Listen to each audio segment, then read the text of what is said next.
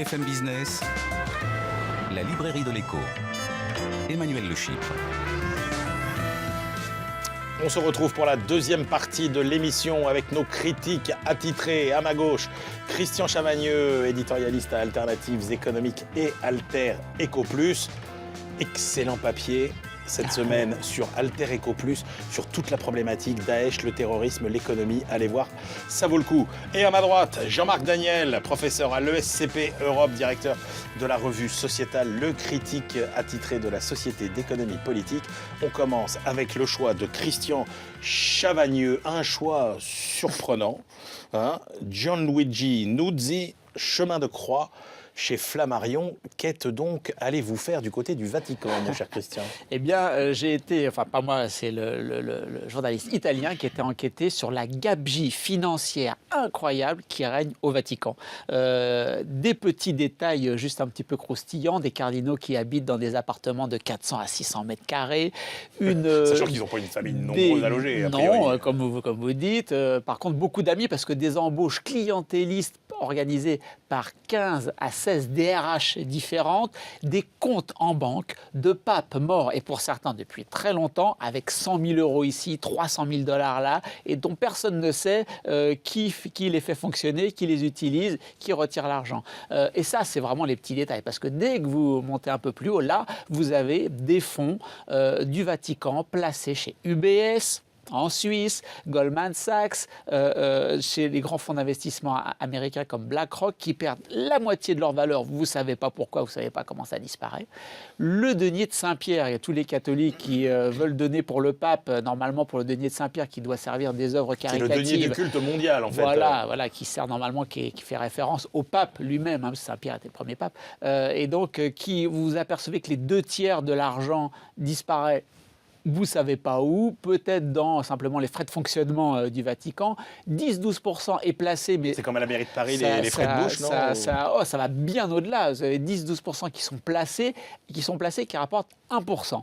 Et alors, vous avez ce truc magnifique sur le fameux patrimoine immobilier de l'Église dont personne ne sait rien. L'auteur nous dit, on n'a pas un décompte complet. Par contre, il est tombé sur un fichier informatique avec 5050 entités immobilières du Vatican. Et là, il nous dit, pour ce qu'on en voit, vous avez des appartements, des studios sur lesquels vous n'avez pas du tout le métrage. Donc, pour savoir combien il faut le louer, si le loyer est en rapport avec le métrage, vous ne pouvez pas savoir. 15% dont le loyer est 0 €, et puis situé dans des bons endroits. Et à Paris, 500 entités dont le prix est largement sous-évalué pour éviter de payer la taxe foncière. Donc, on rentre dans la fraude fiscale du Vatican, fraude fiscale qui est de plus agrémentée par le fait que vous avez des gens qui travaillent autour du Vatican qui doivent bénéficier de produits à TVA réduite, quelques milliers. En fait, il y a plus de 40 000 cartes qui sont distribuées pour pouvoir bénéficier de ces produits avec une fraude à la TVA.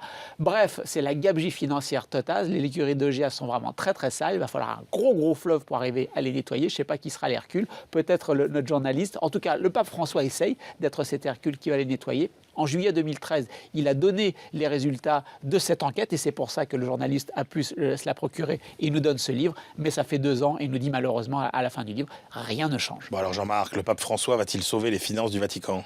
Ouais, je ne sais pas. Effectivement, la description que vient d'en faire Christian, c'est l'apocalypse selon François et pas selon Jean. C'est-à-dire, c'est une vision effectivement extrêmement négative de ce qui se passe. Là où je rejoins Christian, la description qui est faite par le livre et accumule les exemples et tout ça. On voit bien d'ailleurs que il y a un côté approximation, il y a un côté amateurisme, il y a un côté inconsistance de l'organisation réelle du Vatican. Mais il y a aussi, alors il y a une chose quand même qui est aussi qu'il y a des règlements de compte internes et qui ne sont pas uniquement des règlements de compte sur des bases financières, qui sont aussi des règlements de compte sur des bases de pouvoir à prendre en place. C'est-à-dire que plusieurs des opposants à François sont interrogés sur le thème on est prêt à le soutenir quand il s'agit de nettoyer les écuries d'Augias, mais il veut aussi nous imposer des modifications du dogme, sa position sur les divorcés, on la partage pas. Enfin, il y a aussi des oppositions qui ne sont pas uniquement des oppositions sur... Mais vous dites qu'il y a les bons et les méchants quand même. Voilà, oui. Et donc le livre présente un peu une situation dans laquelle il y a des bons et des méchants. Le pape François François étant l'archétype du bon qu'il va falloir soutenir. Et donc, Vous n'adhérez pas tout à fait à cette vision. c'est-à-dire que moi qui suis un vieux lecteur de Jules Michelet et de Edgar Quinet, j'ai du mal à considérer qu'un jésuite, parce que le pape François est un jésuite, c'est l'archétype du bien. Je pense qu'il est aussi capable d'une forme d'habileté personnelle, de capacité à asseoir son pouvoir. Et donc derrière tout ça, il y a effectivement un désordre financier qui est pathétique tel qu'il est décrit. Et puis il y a aussi des règlements de compte de pouvoir qui dépassent simplement l'aspect financier et qui remettent en cause un certain nombre de modes de fonctionnement, non seulement de l'Église, mais du dogme. Il y a de vrais enjeux derrière ce qui se passe en ce moment au Vatican. Bien écrit et bien traduit. Exactement. Pour une c'est fois, très bien pour traduit. une fois que vous dites ça, oui, messieurs. oui, absolument.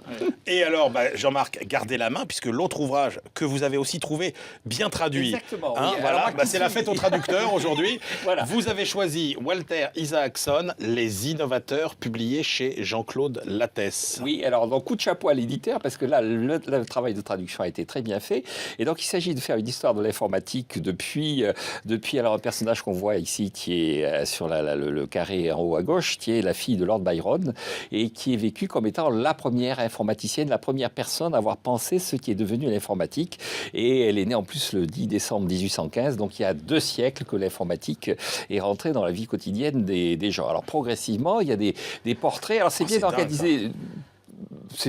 Quotidienne et peut-être un peu excessif. Il y a des siècles. Et donc, ce qui est intéressant, c'est que le livre est bien construit. C'est-à-dire qu'on prend les grands thèmes de l'informatique, donc les premières machines à calculer, les premiers ordinateurs, les progrès liés au transistor, l'arrivée du PC et de l'ordinateur individuel. Donc, chaque progrès technologique est présenté et à chaque fois, il y a le portrait de l'innovateur, le portrait des gens qui sont derrière, il y a les progrès que ça a représenté et puis les enjeux économiques et juridiques. Il y a eu des affrontements entre des gens qui avaient déposé des brevets. Il y a tout un chapitre sur qui a inventé l'ordinateur. Et en fait, le journaliste arrive à dire c'est pas aussi évident qu'on croit. C'est-à-dire il y a eu des procès et à plusieurs reprises, le nom de l'inventeur a changé. On a dit mais finalement c'est pas lui, c'est lui. Donc c'est passionnant. En plus, on croise des personnages. Donc Alan Turing, par exemple, qui était le héros d'un film récent est présenté avec un très beau portrait. Chacun de ces portraits en plus est fait de façon assez rapide, mais très humaine. Il y a le portrait de Bill Gates où il explique que c'était un adolescent assez prétentieux. Il est traité de morveux par le traducteur, je ne sais pas. Donc chaque fois, il y a un véritable plus à la fois sur la qualité de l'information, sur la qualité de la description des processus techniques et sur la qualité des hommes. Christian Chavagneux. C'est un livre intéressant parce qu'en dépit du fait qu'il y ait des têtes vraiment très personnalisées sur la couverture, une des leçons du livre, c'est quand même que l'innovation n'est jamais le fruit d'une seule personne à la fois. C'est toujours un travail collectif et collaboratif. Alors que pourtant, Dieu sait si on personnalise dans l'informatique et les nouvelles technologies de l'information, les innovations. Eh bien, le livre et l'auteur nous dit du début au milieu à la fin, attention, le travail d'innovation en matière informatique, c'est toujours des équipes collectives, c'est jamais une seule personne, c'est toujours des gens qui travaillent ensemble sur un même sujet au même moment. C'est aussi une collaboration entre générations. On ne peut être Bill Gates que parce qu'il y a des gens un petit peu avant qui ont commencé à progresser. Deuxième leçon importante, c'est que vous n'êtes jamais un innovateur en informatique si vous êtes seulement un pur scientifique. Il faut savoir allier la science avec les humanités, comme on dit, avec les sciences humaines. Il faut aussi être un bon manager si vous voulez arriver à vendre et à développer l'idée que vous avez en tête, que ça devienne un produit. Et il faut une acceptation sociale. Sur les débuts de l'ordinateur individuel, il y a des pages magnifiques sur comment les geeks, les hippies, les libertariens, l'extrême gauche américaine, tous ces petits groupes se sont saisis de l'ordinateur individuel en pensant que ça allait servir leurs propos politiques. Et puis, il y a aussi, Jean-Marc l'a rappelé, des batailles absolument extraordinaires, parce qu'il y a des gens qui n'hésitent pas à prendre les idées des autres et se les approprier à titre personnel. Et là, l'innovation n'est pas un long fleuve tranquille. Moi, j'ai juste un petit complément. Pour une fois, l'auteur nous dit attention, il y a souvent des femmes derrière tous ces hommes et souvent les femmes sont oubliées, même lorsqu'elles ont participé allègrement aux innovations. On les met de côté, c'est uniquement les hommes qui sont mis en avant. Moi, j'ai deux petits bémols uniquement. Le premier, c'est que, on a quand même un auteur qui est un techno-optimiste. Tout est pour le mieux dans le meilleur des mondes. Quand on développe cette technologie, le fait que demain, peut-être, ou aujourd'hui déjà, on nous contrôle avec tout ça, ça n'est pas du tout évoqué, mais je vais en rester là.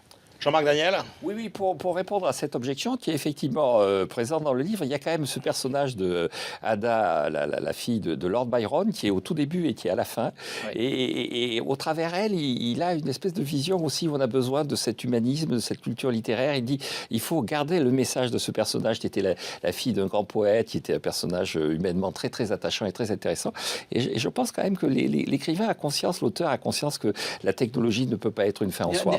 Néanmoins, quand même beaucoup de détails très très scientifiques. Donc c'est ce qui fait que le livre est très épais. Les fans de science vont être complètement bluffés parce que vous savez tout ce qui s'est passé du lundi au vendredi chez tel et tel inventeur. Peut-être pour les gens qui ne sont pas des purs scientifiques, ça va un petit peu trop dans le détail. Mais sinon, c'est vraiment un livre remarquable, un très bon choix. Et je pense que ce sera un véritable choc pour nos auditeurs et téléspectateurs d'apprendre que l'informatique a été inventée par la fille d'un grand poète britannique.